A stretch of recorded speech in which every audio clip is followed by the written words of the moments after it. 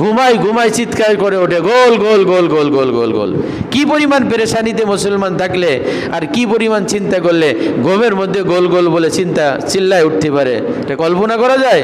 তার শ্বাসে শ্বাসে খেলা ঢুকে গেছে, তার রন্ধে রন্ধে খেলা ঢুকে গেছে, তার ব্রেনের মধ্যে দিয়ে শুধু খেলা খেলা খেলা খেলা খেলা খেলা খেলা খেলা খেলা ঢুকে গেছে। এগুলো অন্তরের থেকে বের করতে হবে। এজন্য আল্লাহ ওয়ালারা কানতেন, ফিক্রি বাতিল কো হটা দো দিল সে আয়ে রব্বুল উলা, জিক্রি মে তেরে লাগা দো রোজ সব সুবহ মাসা। বিশ্বকাপ ভাইরাস মুসলমানের ইমানের জন্য, বিশ্বকাপ ভাইরাস ইমান নষ্ট হওয়ার জন্য। এই ভাইরাসে মুসলমানের ইমান নষ্ট করে ফেলতেছে, আমল নষ্ট করে ফেলতেছে, মুসলমানের সম্পদ নষ্ট করে ফেলতেছে। আবার কিছু মুসলমান এমন বলে যে হুজুর সব জায়গায় ইসলাম টেনে আনেন কেন? আমরা একটু খেলাধুলা করব আর খেলাধুলা দেখবো, এই জায়গাও আপনি ইসলাম টেনে আনেন কেন?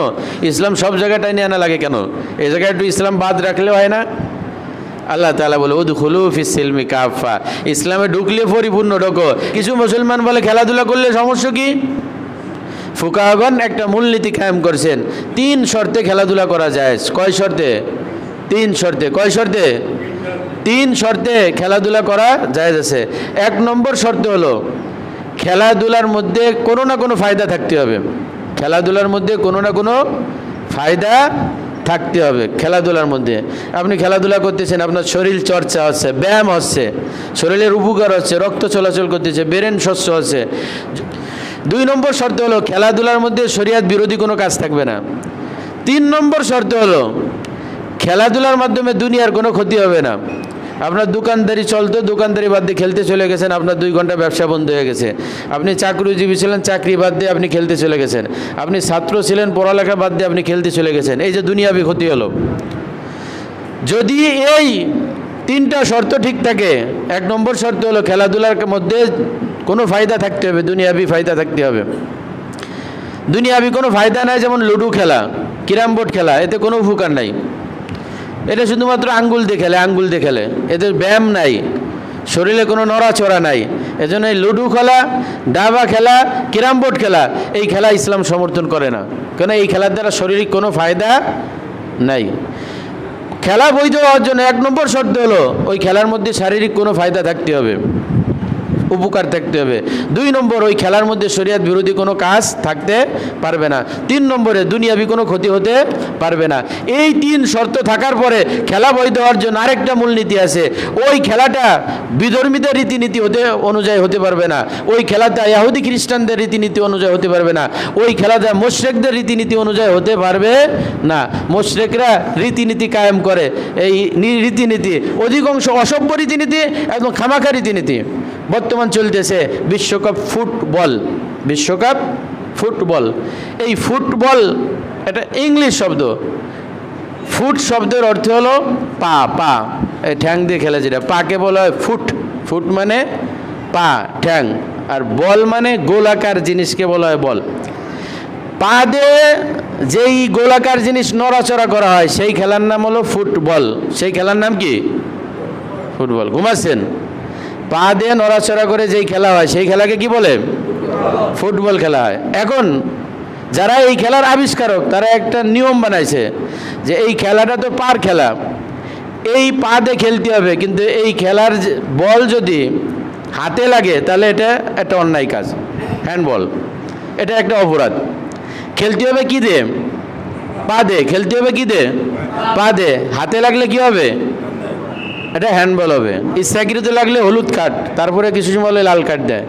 তাহলে খেলার আবিষ্কারকরা কি আবিষ্কার করলো? ফুটবল পা দিয়ে খেলতে হবে, হাত লাগানো যাবে না, শুধুমাত্র গোলকিপার লাগাইতে পারবে। তো যেই খেলার রীতি হলো পার জিনিস হাতে লাগলে অপরাধ, কিন্তু পার জিনিস যদি মাথায় লাগে তাতে কোনো অপরাধ নাই। খেলার আবিষ্কারকরা পা দিয়ে হেড দিয়ে গোল দেয়, গোল হয় না? তাহলে পার জিনিস হাতে লাগলে অপরাধ, কিন্তু পার জিনিস মাথায় লাগলে কি নাই? কোনো অপরাধ নেই। এটা আবিষ্কার। এটা কিসের সভ্য আবিষ্কার হতে পারে? যেই জিনিস পা দিয়ে খেলতে হবে হাত দিয়ে ধরলে অপরাধ, সেই জিনিস মাথায় লাগলে কোনো সমস্যা নাই। এটা হলো অসভ্য সংস্কৃতি। ইসলাম কোনো জিনিস সমর্থন করলে তার পাই টু পাই ইসলাম সেটা গবেষণা করে, কিন্তু অমুসলিমদের সংস্কৃতির মধ্যে কোনো সংস্কৃতির কোনো খোঁজ খবর নাই। পার জিনিস মাথা যদি আপনি জুতায় রাখেন, জুতা যদি আপনি মাথায় রাখেন, এটা কি সম্মানের? পায়ের জুতা কেউ যদি মাথায় নিয়ে হাঁটে, এটা সম্মানের না অপমানের? কথা বলেন, এখন বুবা মানুষ। পায়ের জিনিস কেউ যদি মাথায় উঠায়, এটা সম্মানের না অপমানের?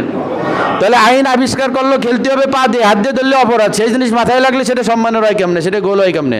এটা অসভ্য আবিষ্কৃতি। এই অসভ্য আবিষ্কৃতি শুধুমাত্র তো একটা বললাম, এরকম প্রত্যেকটা কোটি কোটি অসভ্য আবিষ্কার রয়ে গেছে। তারা তাদেরটা করলো। মুসলমান করে কোন হিসাবে? মুসলমান নিজে সমর্থন করে, ছেলেকেদের সমর্থন করা, নাতিকেদের সমর্থন করায়।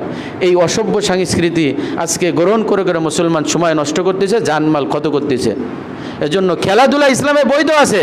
আপনি একটা গোল জিনিস ফুটবল নিয়ে লাফালাফি করেন, ইসলাম সমর্থন করছেন। 1 নম্বর শর্ত হলো যে এতে আপনার ফায়দা থাকতে হবে। ফুটবল আপনি নিয়ে একটা দৌড়দৌড়ি করেন, 4-5 জনে খেলেন, আপনার শরীরে ফায়দা আছে।